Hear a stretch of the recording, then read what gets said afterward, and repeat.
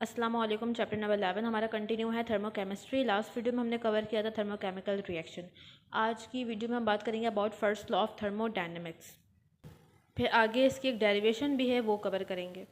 अच्छा, अब first law of thermodynamics का अगर हम इंट्रोडक्शन देखें कि ये लॉ हमें किसने दिया है, तो initiated by J.R. Mayor and formulated bye Helmholtz. इन्होंने मिलकर फर्स्ट लॉ ऑफ थर्मोडायनेमिक्स दिया है। इसकी स्टेटमेंट क्या है? A system cannot create और destroy energy, it can exchange energy with its surrounding in the form of heat and work. यहाँ पर वही बात है जो कि हम फर्स्ट वीडियो से करते हुए आ रहे हैं कि energy can neither be created nor destroy. ठीक है, एक सिस्टम एनर्जी ना ही क्रिएट कर सकता है, नई एनर्जी बना सकता है, और ना ही डिस्ट्रॉय एनर्जी, ना ही एनर्जी को ख़त्म कर सकता है। क्या हो सकता है? It can exchange energy with its surrounding. Energy exchange हो सकती है। क्या हो सकता है? सिस्टम से एनर्जी इन्वायरमेंट में जा सकती है और सराउंडिंग से एनर्जी हमारे सिस्टम में आ सकती है। एनर्जी एक्सचेंज हो सकती है with its surrounding in the form of heat and work. अब ये जो एनर्जी एक्सचेंज हो रही है, इन्वायरमेंट में जा रही है, इन्वायरमेंट से हमारे सिस्टम में आ रही है, किस फॉर्म में आ सकती है? ये हीट और वर्क की फॉर्म में आ सकती है। हीट की फॉर्म में एनर्जी एक्सचेंज हो सकती है और वर्क की फॉर्म में एनर्जी एक्सचेंज हो सकती है। ठीक है, हमने बात की है पहले भी कि हीट कन्वर्ट हो सकती है एनर्जी की दूसरी फॉर्म्स में, और हीट कन्वर्ट हो सकती है इनटू वर्क। हीट और वर्क आपस में इंटर कन्वर्टेबल हैं। वर्क हीट में कन्वर्ट हो सकता है, हीट वर्क में कन्वर्ट हो सकती है। तो स्टेटमेंट हमें क्या कहता है कि एक सिस्टम एनर्जी ना ही क्रिएट कर सकता है, ना ही नई एनर्जी बना सकता है, और ना ही एनर्जी को ख़त्म कर सकता है। एनर्जी एक्सचेंज हो सकती है विद सराउंडिंग, किस फॉर्म में? हीट और वर्क की फॉर्म में। ठीक है, ये इसकी स्टेटमेंट है। इसकी एक और स्टेटमेंट भी हमें बुक में गिवन है, वो क्या है? इन एनी फिजिकल और chemical process net energy of a system and its surrounding must remain constant. किसी भी फिजिकल या केमिकल प्रोसेस में जो नेट एनर्जी होगी सिस्टम की और सराउंडिंग की, वो हमेशा कांस्टेंट होगी। अगर हम नेट एनर्जी निकालेंगे तो कांस्टेंट एनर्जी आनी चाहिए। एनर्जी क्या होगी? कांस्टेंट होगी। यहाँ पर वही बात है कि एनर्जी ना ही बन सकती है, ना ही डिस्ट्रॉय हो सकती है। टोटल एनर्जी हमेशा क्या रहती है? कांस्टेंट रहती है। एनर्जी की फॉर्म्स चेंज हो सकती हैं, बट जब हम टोटल निकालेंगे ना एनर्जी का सिस्टम में, तो वो एनर्जी हमेशा क्या होगी? कांस्टेंट होगी। ये हमें कौन कहता है? First law of thermodynamics. Next हम इसके एक्सप्रेशन ड्राइव करने जा रहे हैं। हमारे पास एक सिस्टम है, फॉर एग्जांपल इस वक्त इसकी जो इंटरनल एनर्जी है वो है E1। इसके बाद हमने इसको Q amount of heat supply की और W अमाउंट ऑफ वर्क इस सिस्टम पर किया गया है। ठीक है, क्या किया गया है? इस सिस्टम पर W अमाउंट ऑफ वर्क किया गया है।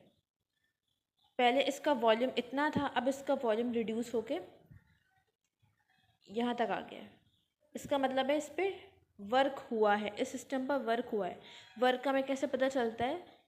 वॉल्यूम इंक्रीज या डिक्रीज होता है। इसको अभी हम आगे और कुछ पॉइंट्स इसके हैं जो कि हमने डिस्कस करने। अभी इतना समझो कि यहाँ पर जो वॉल्यूम है वो डिक्रीज हुआ है। इसका मतलब है कि यहाँ पर W अमाउंट ऑफ वर्क किया गया है सिस्टम पर, और जब हमने सिस्टम को हीट सप्लाई कर दी, इस पर वर्क हो गया, तो अब इसकी इंटरनल एनर्जी E1 से चेंज होकर हो गई E2। मतलब यहाँ पर चेंज आ गया, E1 से E2 हो गया। चेंज को हम कैसे रिप्रेजेंट करते हैं? डेल्टा साइन के साथ। तो डेल्टा ई मतलब क्या है? Change in internal energy. इसी चीज़ को हम E2 माइनस E1 भी लिख सकते हैं, final minus initial. According to law of thermodynamics, E is equals to Q plus W। जो भी चेंज आया है इंटरनल एनर्जी में, वो किसके बराबर होगा? जो हमने हीट सप्लाई की है और जो अमाउंट ऑफ वर्क हुआ है सिस्टम पर। ठीक है, यहाँ पर डेल्टा ई शो कर रहा है internal energy, change in internal energy. Q represent कर रहा है heat supply to the system, और डब्ल्यू रिप्रेजेंट कर रहा है वर्क डन को। अच्छा, अब यहाँ पर कुछ पॉइंट्स हैं जो कि हमने मज़ीद समझने। क्यू क्या है? यहाँ पे हीट सप्लाई। अच्छा, अब क्यू का साइन पॉजिटिव भी हो सकता है, क्यू का साइन नेगेटिव भी हो सकता है। क्यू का साइन हम पॉजिटिव उस वक्त लेंगे जब हम सिस्टम को हीट सप्लाई कर रहे होंगे, जब हम सिस्टम को हीट सप्लाई कर रहे होंगे। ठीक है, जब हीट सप्लाई हो रही होगी टू द सिस्टम, मतलब के फॉर एंडोथर्मिक प्रोसेस। ठीक है, हीट एब्जॉर्प्शन जब हो रही होगी। और क्यू का साइन नेगेटिव हम उस वक्त लेंगे जब हीट सिस्टम से रिलीज़ हो रही होगी। ठीक है। अगर फॉर एग्जांपल हीट सिस्टम में एब्जॉर्ब हो रही है तो इस एक्सप्रेशन को हमने ऐसे ही लिख दिया क्योंकि यहाँ पे पॉजिटिव साइन है। अगर हीट यहाँ से रिलीज़ हो रही होगी ना हमारे सिस्टम से तो हम यहाँ पे क्यू के साथ नेगेटिव साइन लगा देंगे। आगे इस टॉपिक के न्यूमेरिकल्स भी हैं तो वहाँ पर हमें इन चीज़ों को काफ़ी ज़्यादा देखना होगा कि सिस्टम में हीट एब्जॉर्ब हो रही है या फिर सिस्टम से हीट रिलीज़ हो रही है। यही चीज़ देखते हुए फिर हम क्यू का साइन डिसाइड करेंगे। ठीक है, ये समझ आ गया। अब डब्ल्यू के बारे में बात करते हैं। ये किसको रिप्रेजेंट कर रहा है? वर्क को रिप्रेजेंट कर रहा है। डब्ल्यू का साइन भी पॉजिटिव हो सकता है और डब्ल्यू का साइन भी नेगेटिव हो सकता है। पॉजिटिव उस वक्त होगा डब्ल्यू का साइन जब हमारा सिस्टम कंप्रेस हो रहा होगा। ठीक है, वॉल्यूम डिक्रीज़ हो रहा होगा। कंप्रेशन का मतलब क्या है कि इसका वॉल्यूम डिक्रीज़ हो रहा है।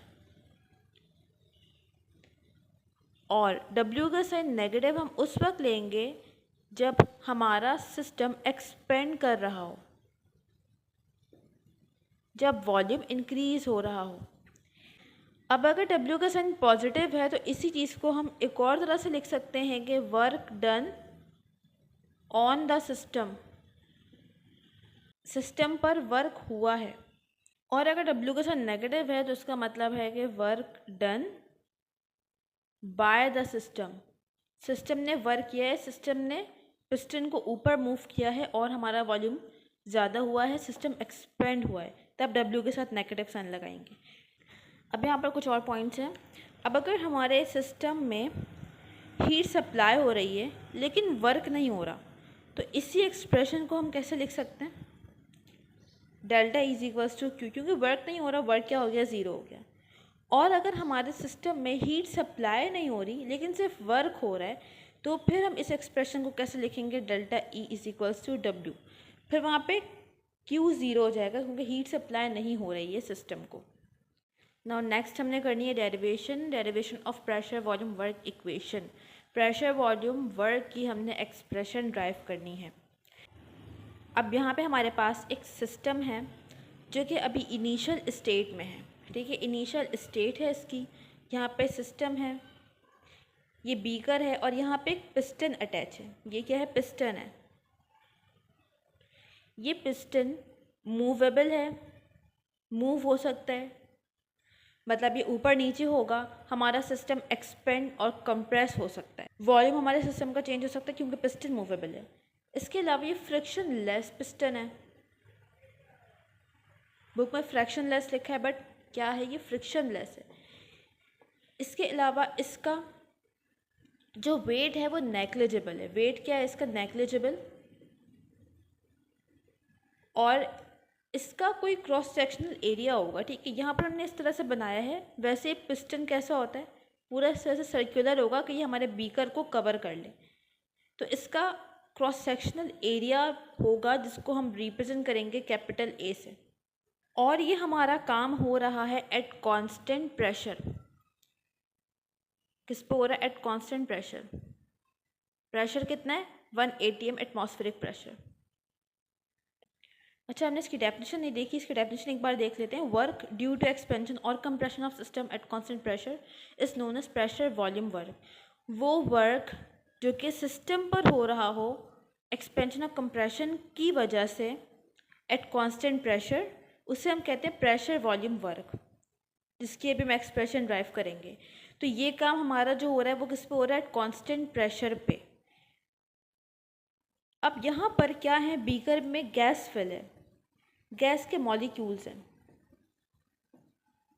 ये गैस के मॉलिक्यूल्स कंटिन्यूसली मूवमेंट कर रहे हैं, मोशन में।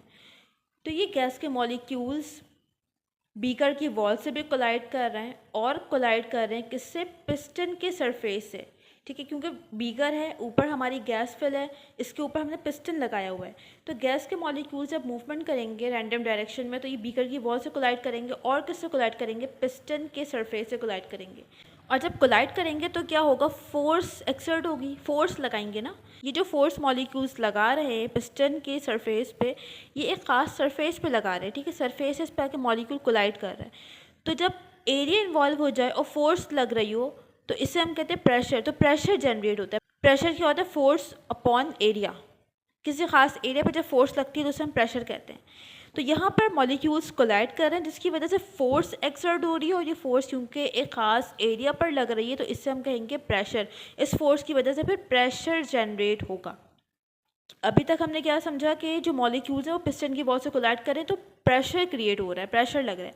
अब अगर ये प्रेशर एक्सटर्नल हमारे प्रेशर से ज़्यादा होगा, कि जो इंटरनल प्रेशर इसके मॉलिक्यूल्स लगा रहे हैं अगर ये ज़्यादा होगा किससे, हमारे सराउंडिंग के प्रेशर से, एक्सटर्नल प्रेशर से, तो ये पिस्टन ऊपर मूव कर जाएगा। मॉलिक्यूल्स नीचे से प्रेशर लगा रहे हैं पिस्टन पे, तो पिस्टन क्या होगा, ऊपर मूव कर जाएगा। पिस्टन हमारे पास कैसा है, मूवेबल है। जब पिस्टन ऊपर मूव कर जाएगा तो इसका वॉल्यूम चेंज हो जाएगा। फॉर एग्जांपल पहले इसका जो वॉल्यूम था, जो हाइट थी पिस्टन की, इसे हमने कहा h1, तो अब ये पिस्टन ऊपर मूव कर गया तो इसकी हाइट चेंज हो गई, h1 से चेंज होकर h2 बन गई। जब वॉल्यूम चेंज होता है, हमारा सिस्टम एक्सपेंड या कंप्रेस होता है, इसका मतलब क्या होता है कि वहाँ पर वर्क हुआ है। तो यहाँ पर भी अगर हम देखें तो वॉल्यूम चेंज हुआ, h1 से h2 हो गया, हमारा सिस्टम एक्सपेंड कर गया, तो यहाँ पर भी वर्क हुआ है, इसका मतलब है। ठीक है, अब इस वर्क को हम कैसे रिप्रेजेंट कर सकते हैं, W is equals to F into delta H। देखो वर्क का फॉर्मूला क्या होता है, फोर्स इंटू डिस्प्लेसमेंट, फिजिक्स में हम पढ़ते हैं F इंटू S। तो वही चीज़ हमने यहाँ पर भी लिखी है, वर्क है, फोर्स है, डिस्टेंस है। अब यहाँ पे डिस्टेंस क्या है, डिस्टेंस चेंज हो रहा है। ठीक है, पहले h1 था, अब h2 हो गया, तो हम यहाँ पे चेंज लेंगे कि डिस्टेंस में क्या चेंज आया है, हाइट में क्या चेंज आया है, जिसको हमने रिप्रेजेंट कर दिया डेल्टा H से। डेल्टा H को हम और कैसे लिख सकते हैं, W is equals to F और H2 माइनस H1। ठीक है, ये समझ आ गया कि H2 माइनस H1 कैसे आया है, क्यों आया है। अब एक और पॉइंट समझो, अभी हमने बात की कि वर्क का साइन डिपेंड करता है कि हमारा सिस्टम एक्सपेंड हो रहा है, कंप्रेस हो रहा है। तो यहाँ पे हमारा सिस्टम क्या हो रहा है, एक्सपेंड हो रहा है सिस्टम। ठीक है, work done by the system हो रहा है, work done by the system. तो इस केस में है W का साइन क्या होगा, नेगेटिव होगा, तो यहाँ पर हम नेगेटिव लगाएंगे, नेगेटिव साइन लगाएंगे। अच्छा, अभी हमने बात की कि प्रेशर बराबर होता है फोर्स ओवर एरिया। यहाँ से अगर हम F की वैल्यू निकालें, फोर्स निकालें, तो क्या आ जाएगा, force is equals to PA, pressure into area. इसी चीज़ को हम यहाँ पर सब्स्टिट्यूट करेंगे, कैसे, W is equals to, minus का साइन वैसे ही आ गया, फोर्स की जगह पे हम क्या लिखेंगे, PA और डेल्टा H। यहाँ तक क्लियर है। अच्छा, अब अगर हम इस चीज़ को सेपरेट करें, W is equals to minus PA और डेल्टा H को, तो ये बन जाएगा वॉल्यूम। ठीक है, ऐसा ही है ना, एरिया में क्या होता है, लेंथ इनटू ब्रेड्थ, ये हो गया एरिया। इसी के साथ अगर हम हाइट लगा दें तो ये बन जाता है वॉल्यूम, लेंथ इंटू ब्रेड्थ क्या हो गया, एरिया हो गया। इसी को हम हाइट से मल्टीप्लाई कर देंगे तो ये बन जाएगा वॉल्यूम। तो यहाँ पर हम इस चीज़ को कैसे लिख सकते हैं, W is equals to minus pressure और चेंज इन वॉल्यूम। ठीक है, वॉल्यूम हमारा चेंज हो रहा है, तो हमने क्या लिखा है यहाँ पे, चेंज इन वॉल्यूम। यहाँ पे हमें एक एक्सप्रेशन मिल गई, इसे हम कहते हैं प्रेशर वॉल्यूम वर्क इक्वेशन।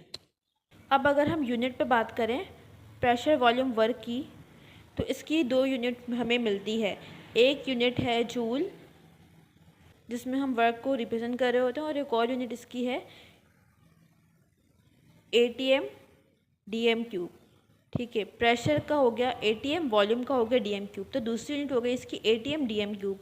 अब अगर इसमें हम रिलेशनशिप देखें कि जूल और ATM DM क्यूब में रिलेशनशिप क्या है, तो 1 ATM DM क्यूब बराबर है 101.325 जूल्स। ठीक है, ये पॉइंट याद होना चाहिए क्योंकि ये MCQ में भी आ सकता है और यूनिट कन्वर्जन में भी इसके क्वेश्चंस आ सकते हैं। यहाँ पे हमारी डेरिवेशन कंप्लीट हो गई है, ये हमारी ड्राइव्ड एक्सप्रेशन है, रिक्वायर्ड एक्सप्रेशन।